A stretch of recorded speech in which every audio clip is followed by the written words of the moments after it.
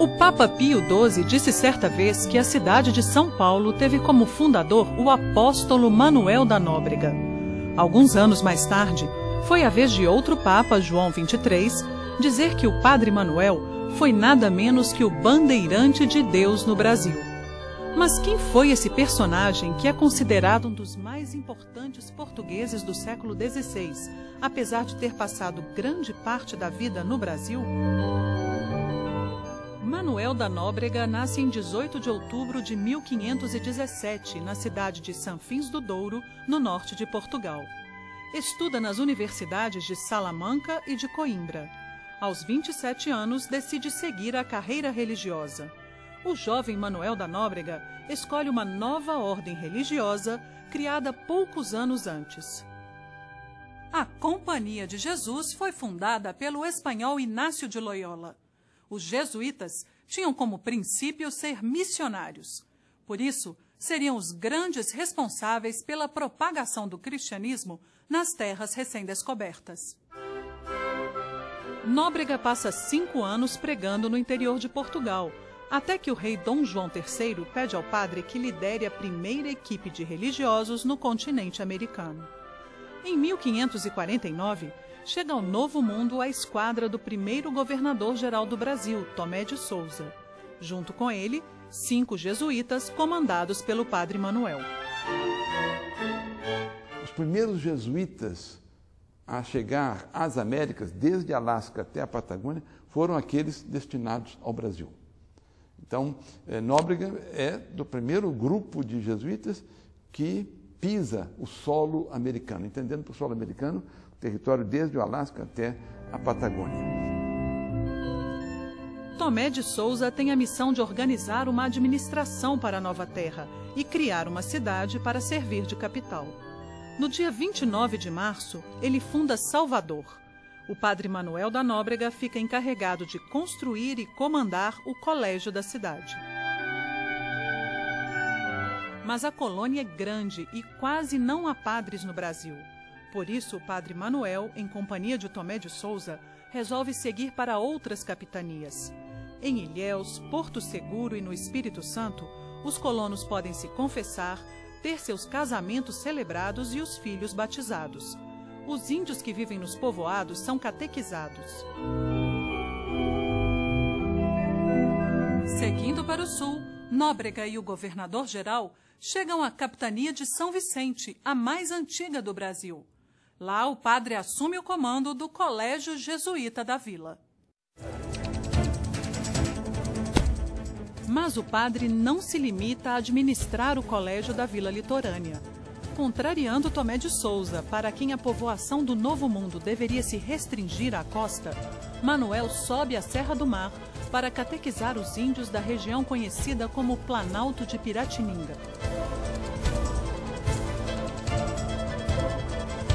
Ali já vivem alguns portugueses que, por ordem do governador-geral, são reunidos na vila de Santo André da Borda do Campo.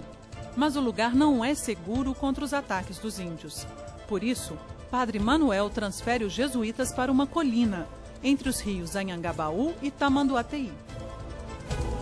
Ele então esteve em Piratininga, examinou as condições do clima, as condições das águas, e então lá colocou, e também uma distância maior de brancos, de europeus, que infelizmente muitas vezes não tinham os mesmos ideais de Nóbrega e estavam pensando em se enriquecer e queriam uma mão de obra escrava para suas fazendas e suas diversas tarefas. No dia 25 de janeiro de 1554, é celebrada a primeira missa em um barracão construído no novo local.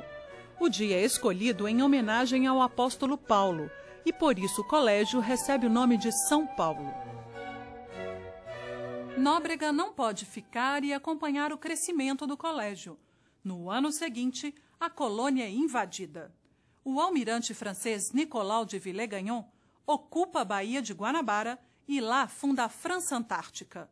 Ele consegue fazer uma aliança com os índios e ameaça o domínio português na região.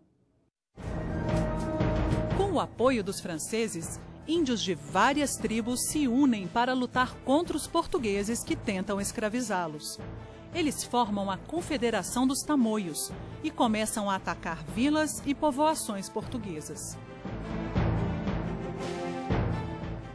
Depois de 7 anos de conflitos, o padre Nóbrega, que é contra a escravização dos índios, decide liderar uma missão para restabelecer a paz entre nativos e portugueses. Em 1563, ele e um jovem jesuíta chamado José de Anchieta partem de São Vicente para a aldeia de Iperoig, onde hoje fica a cidade de Ubatuba. Com a ajuda do irmão Anchieta, que rapidamente aprende a falar em tupi, Nóbrega consegue um acordo com algumas tribos e enfraquece a luta dos tamoios. Com isso, fica aberto o caminho para a retomada da Baía de Guanabara. No ano seguinte, a esquadra do capitão Estácio de Sá, sobrinho do novo governador-geral Mendes Sá, chega ao Brasil para expulsar os invasores.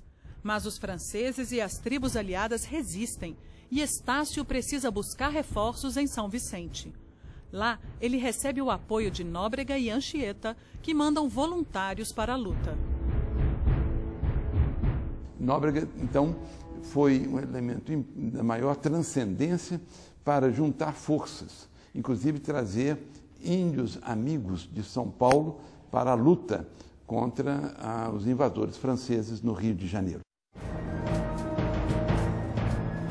Com a ajuda dos jesuítas, Estácio de Sá volta a Guanabara e no dia 1º de março de 1565, funda a cidade de São Sebastião do Rio de Janeiro. 5 dias depois, ocorre a primeira batalha e 2 anos mais tarde, os franceses são finalmente expulsos do Brasil. Com a paz restabelecida, Nóbrega cria e passa a administrar o Colégio Jesuíta do Rio de Janeiro. E é no comando dele que o padre morre, em 18 de outubro de 1570, mesmo dia em que completa 63 anos. Manuel da Nóbrega, estadista e missionário, foi um dos fundadores de São Paulo e o primeiro a perceber a importância de ocupar o interior do continente. Por isso, é um dos construtores do Brasil.